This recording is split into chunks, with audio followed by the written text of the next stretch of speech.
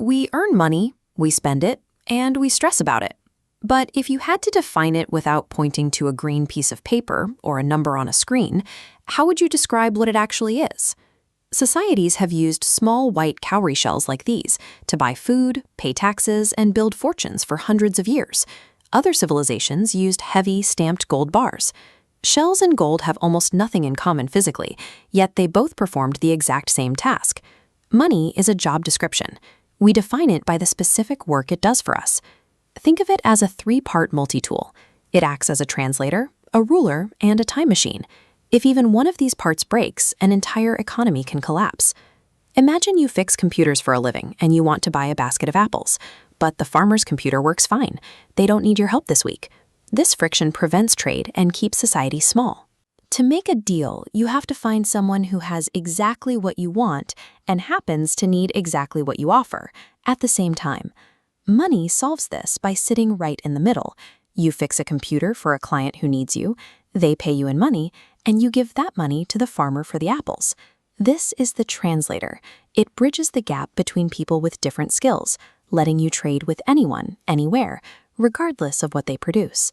Now, imagine trying to measure a business profit when the price of everything changes daily. On Monday, a sheep is worth 10 eggs. By Thursday, a few chickens get sick, eggs become rare, and that same sheep is suddenly worth 12 eggs. Ancient societies struggled with this constantly.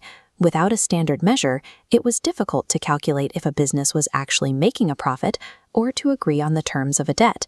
Money acts as a measuring stick. It collapses those messy, shifting ratios of sheep and eggs into a single standard number. This is the ruler. It standardizes value so we can compare salaries, set a monthly rent, and plan our lives with a clear sense of what things are worth. Finally, consider a farmer who brings in a massive harvest in the fall but needs to eat all year. If they try to save their wealth as grain, it spoils.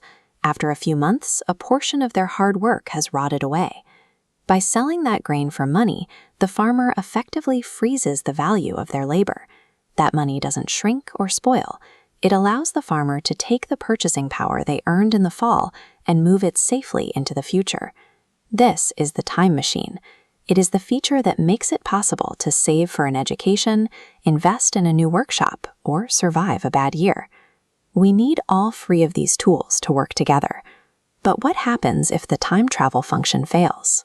In Germany in 1923, money lost its value so quickly that children used stacks of banknotes as building blocks. A loaf of bread that cost hundreds of marks in the morning cost billions by the evening. We saw this again in Venezuela, where the currency lost value so rapidly that people simply abandoned the bills on the street. In both cases, the translator and the ruler still functioned. People were still trading for goods, and stores were still quoting prices in the local currency. The crisis happened because the time machine broke. The money lost value by the hour, so people had to spend their paychecks the second they earned them, before that value disappeared. When you can't move value safely through time, long-term planning vanishes. People stop saving, businesses stop building, and the economy focuses only on immediate survival. The history of shells and gold bars proves that what money is made of doesn't matter. Digital bank accounts work because they fulfill the three roles. They translate your work into groceries, measure your bills, and hold your wealth for next month, even though the money has no physical form. Digital assets like Bitcoin function as money for anyone who accepts that they can perform these three specific jobs. If a tool translates trade, measures value, and travels safely through time, it is money. That framework is the lens you can use to understand the health of any economy in the world.